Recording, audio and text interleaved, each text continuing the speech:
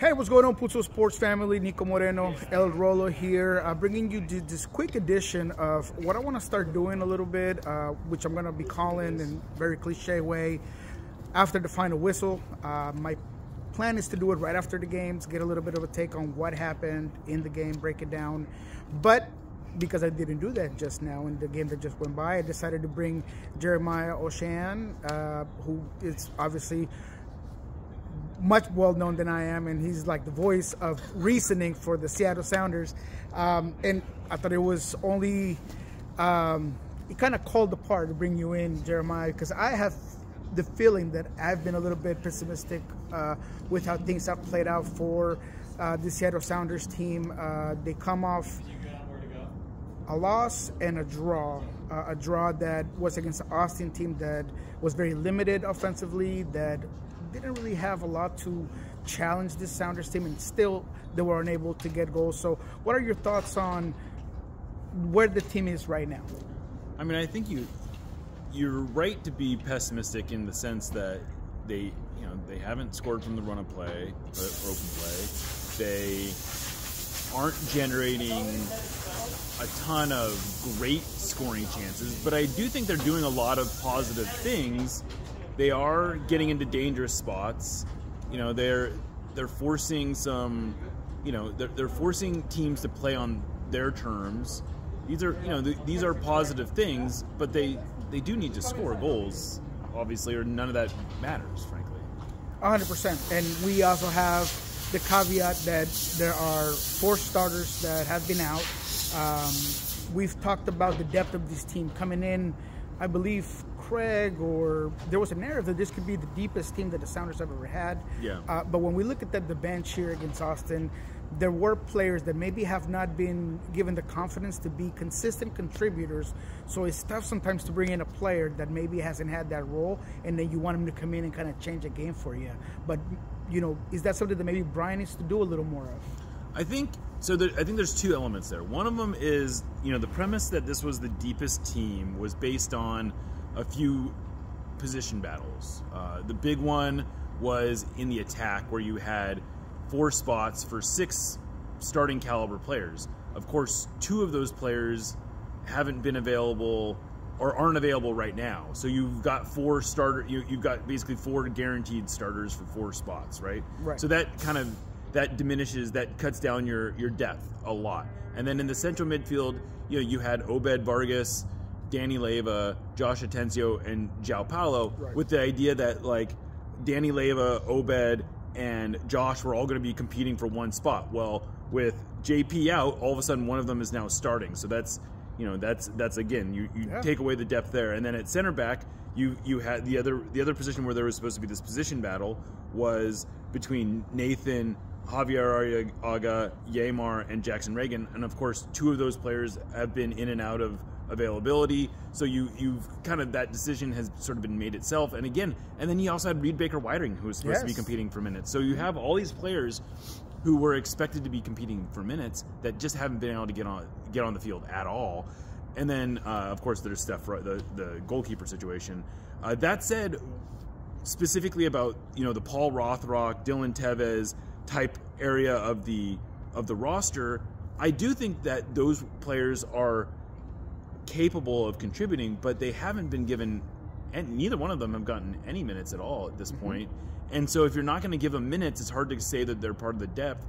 Danny Musovski was brought in to provide some more depth. I think he hasn't gotten a lot of playing time. He got, I think, 60 minutes between the 2 games or somewhere around there, and he hasn't shown a ton, but he also hasn't had a ton of opportunities. So I don't know. I think the depth thing is still very much TBD.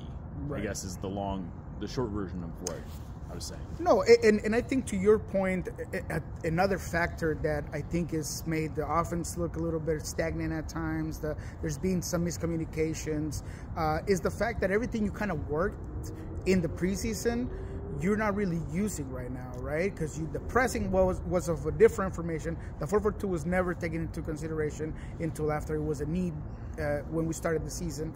The associations of players that you were used to seeing in the preseason. You don't really have that right now. So there's a learning curve of chemistry between these guys, where they want the ball. There's passing sequences. All of those concepts that you worked in the preseason, you haven't really been able to show because you have to use either a formation that was obligatory, mandatory, and that you might have to repeat here against Philadelphia because of the injuries. Pedro de la Vega out 6 to 8 weeks.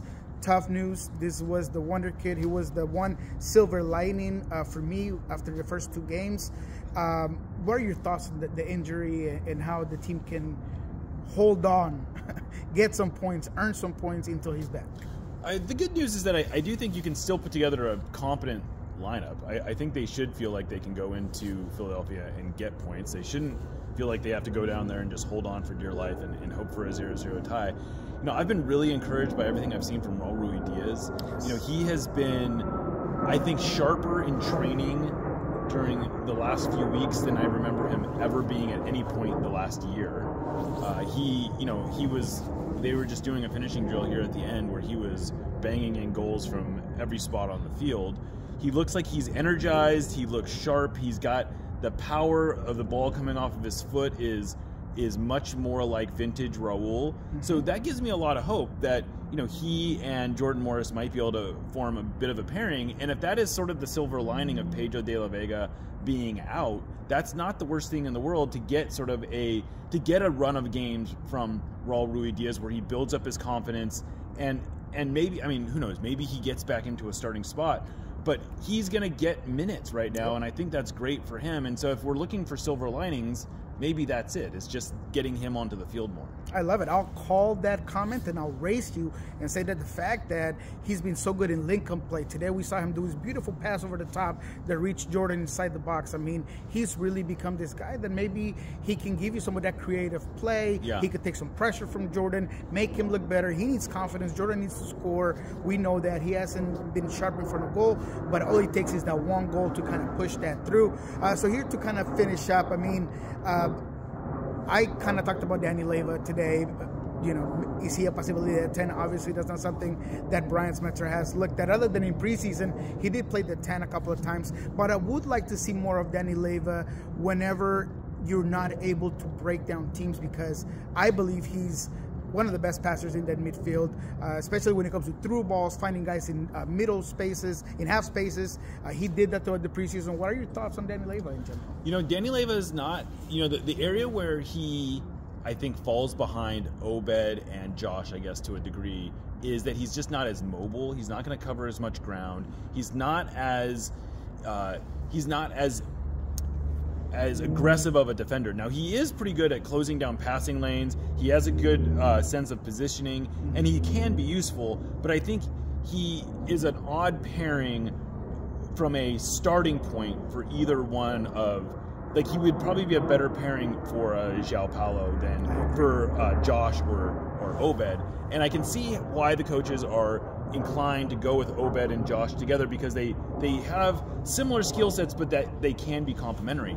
But when you're chasing a goal, especially late in the game, I would have loved to have seen Danny Leyva come on for Obed late in that game, because he is going to be a more aggressive passer, because he can pick out the ball. He hits switches that you're not going to see Obed hit.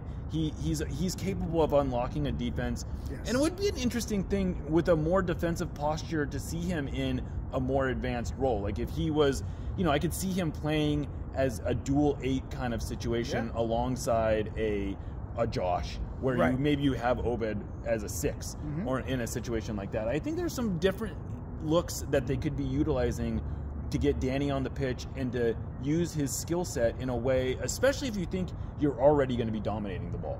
100%. And I think bottom line, what we're going for, and I do want to say that Josh called this idea fun to see Danny Leyva a little higher off on the pitch. But just to close everything and kind of come to a conclusion, I think we're both we both agreed that Brian Schmetzer needs to give confidence to all these guys in the bench. You mentioned Dylan Tevez. He's a guy that looked really good in the preseason. He did. I want to say he was the leading scorer, if you can say that, in the preseason. I think he was. He was. Yeah, he looked. I thought he looked very good in preseason. I think Paul looked pretty good in preseason. And I think that if there is one area that I think Schmetzer is most open for criticism, it's in his unwillingness to use his bench in ways that are like, there are times when, like, I understand the desire to keep Jordan on the pitch as long as possible, to keep Raul on the pitch as long as possible.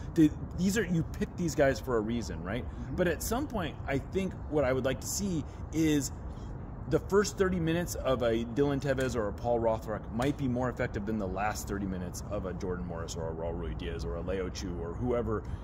And I want to see that bench used a little bit more aggressively and a little bit more progressively, to, like, not to use them just as a fallback option, but to give them some confidence of saying, I want you to go out and get me a goal.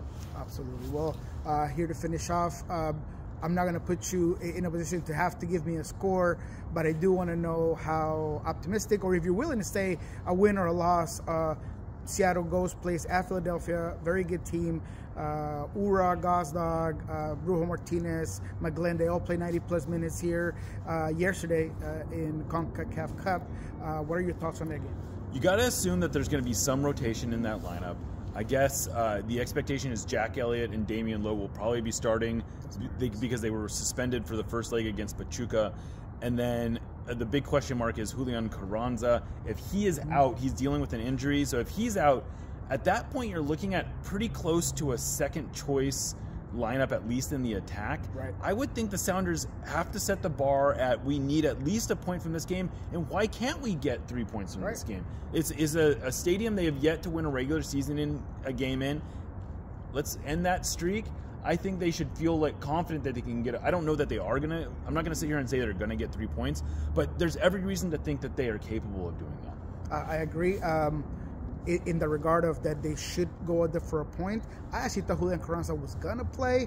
That does kind of change things a little bit. I really had Seattle going out there and losing by the minimal difference of 1-0.